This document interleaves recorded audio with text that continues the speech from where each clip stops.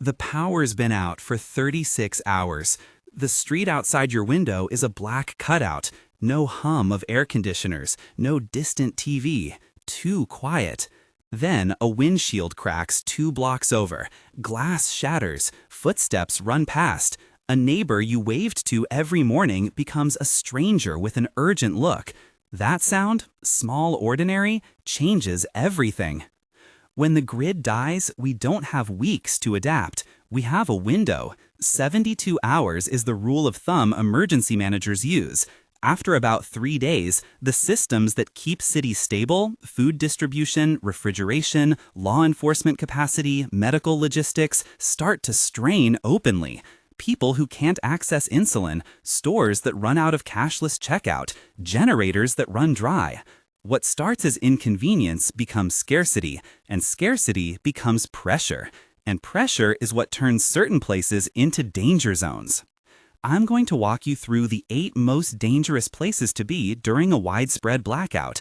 8 spots where value, vulnerability, and social dynamics collide. I'll tell you why each place becomes a flashpoint. I'll give you a historical line to anchor it, brief, factual, respectful. And at the end of each item, I'll tell you the safe, legal actions you can take to protect yourself and the people in your home. If this is already hitting a nerve, pause and download the 72-hour checklist linked in the description. Subscribe for more survival breakdowns. Now, listen closely. 8. Pharmacies. Pharmacies are magnets in a blackout because they hold what people cannot do without: daily medications, insulin refrigerated in cold chains, sedatives, opioid pain meds, and supplies. When refrigeration fails or supply lines choke, desperation follows fast. During Hurricane Katrina and other collapses, pharmacies were among the first places people targeted, not because of profit, but because of survival needs. Picture deserted aisles first emptied by those with prescriptions. Then notice how a store with medical supplies becomes a gathering place for both caretakers and those in crisis. That mix raises the temperature quickly. For someone dependent on daily medication, the stakes are existential. For the community, a crowded pharmacy can become chaotic in a matter of hours. Practical implication: keep a legally authorized, staggered supply of any essential prescription and follow your doctor's guidance. If you rely on refrigerated meds, plan for reliable cool storage and an emergency contact who can help. Learn to document prescriptions and have a copy of your medical history accessible. Never attempt to obtain meds through illegal channels. If you worry about supply, talk with your provider now about options and local clinics that open in emergencies. 7. Hardware stores. Hardware stores are treasure troves for anyone trying to fortify or improvise. Plywood, nails, tarps, chainsaws, fuel cans, generators, batteries. They're also soft targets. By the second day without power, people realize that a boarded window, a patched roof, or a portable generator is not a luxury, it's a lifeline. That makes hardware aisles a magnet for crowds, and in some cases, violent competition. After Hurricane Katrina and other disasters, footage showed mobs stripping stores of supplies in panic and opportunists treating hardware as currency. The problem isn't the store itself, it's the convergence of a limited resource and a crowd pushed past its patience. Practical implication: if you anticipate storm season or grid instability, stagger your purchases in advance. Invest in the basics now: quality plywood, a few tools, duct tape, tarps, so you're not shopping in the scramble. Learn basic home repair skills before disaster hits.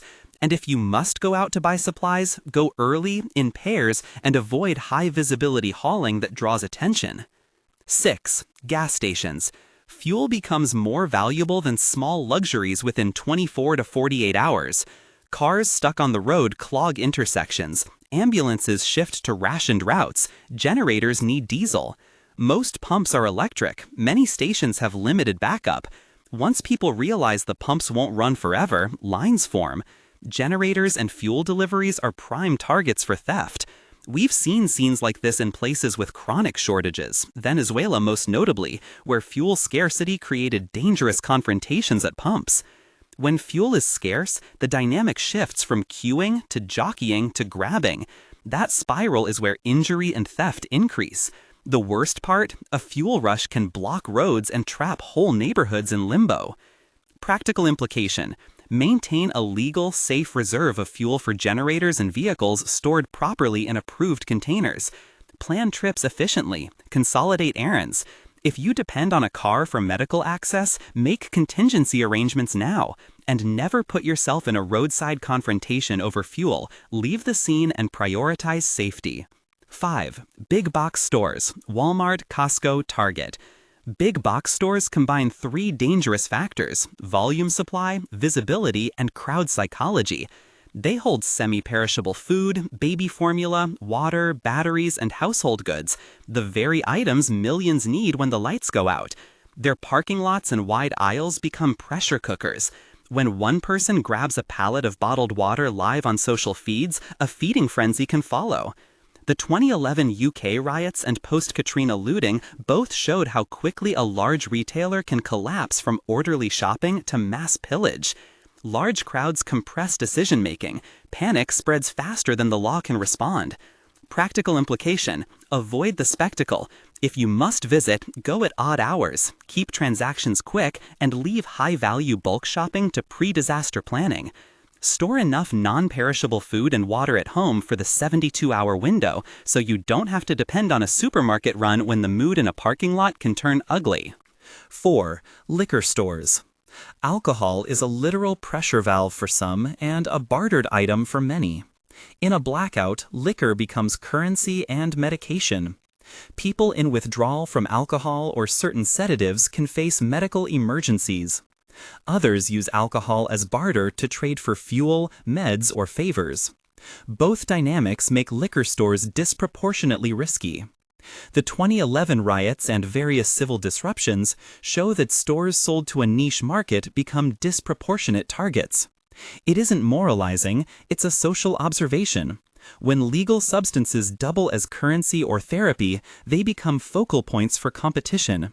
Practical implication: if alcohol is part of your medical regimen, consult a professional before any change. If it's not, do not treat liquor as an emergency resource. Any attempt to acquire substances outside channels risks legal trouble and harm.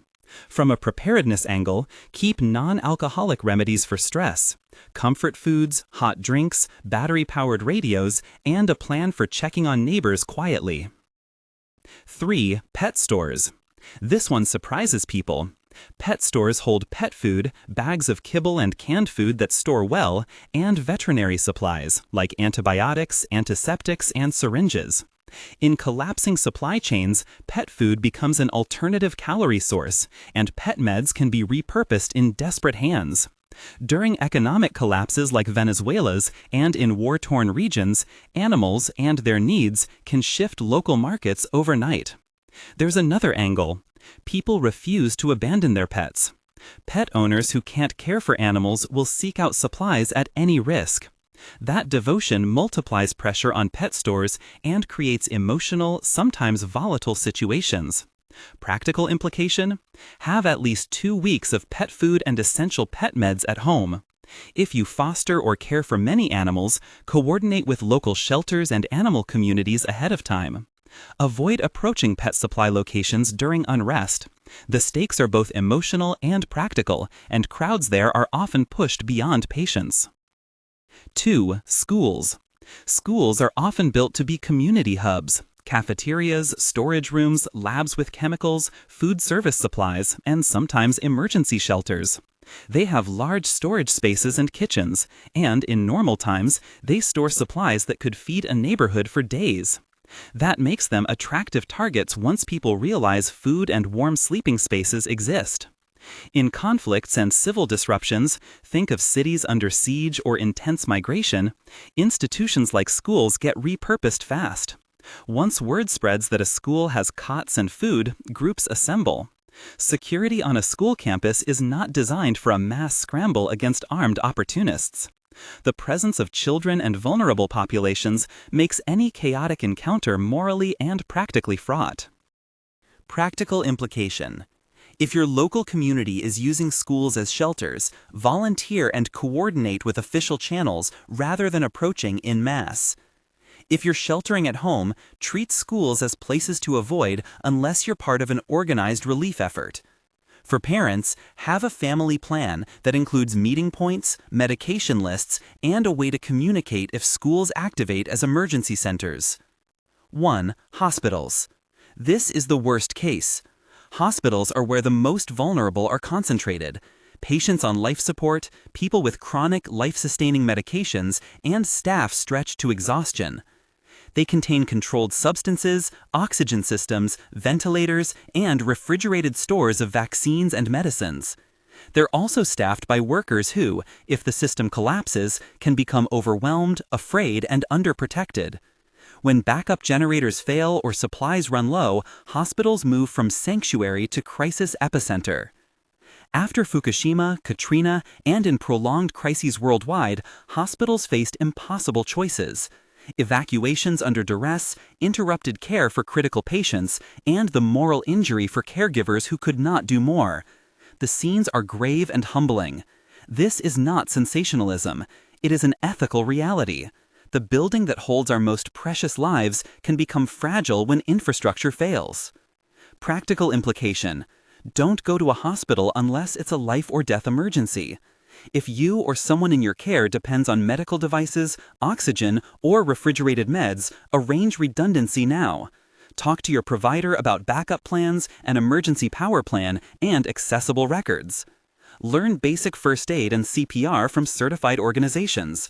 Connect with your community's medical response groups, churches, volunteer EMTs, neighborhood clinics, so you are part of a coordinated safety net rather than an added burden in a hospital lobby. Small scenarios, big consequences. A few patterns repeat across these 8 places. First, value draws crowds.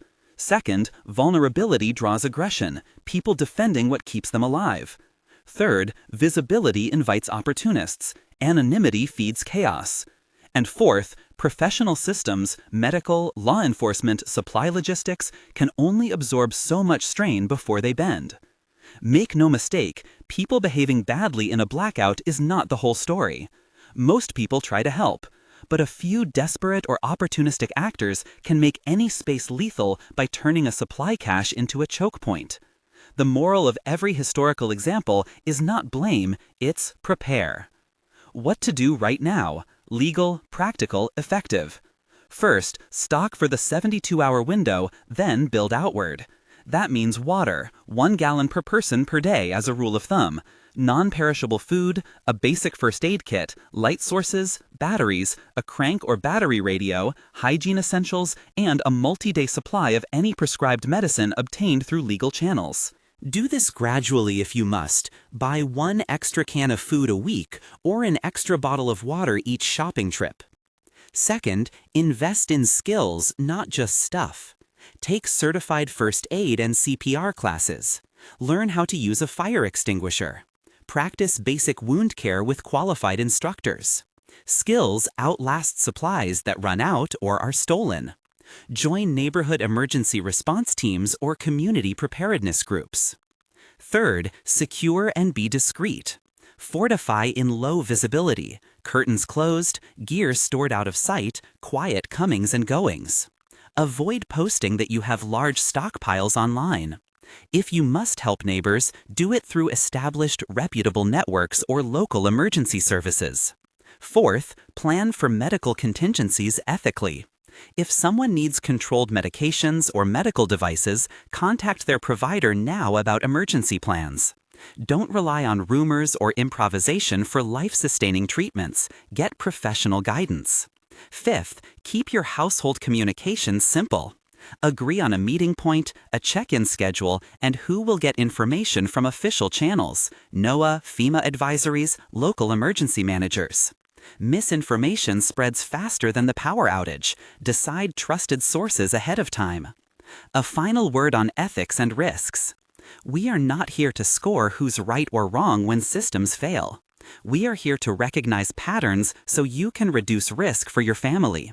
Avoid turning fear into aggression. Don't treat a blackout as an opportunity.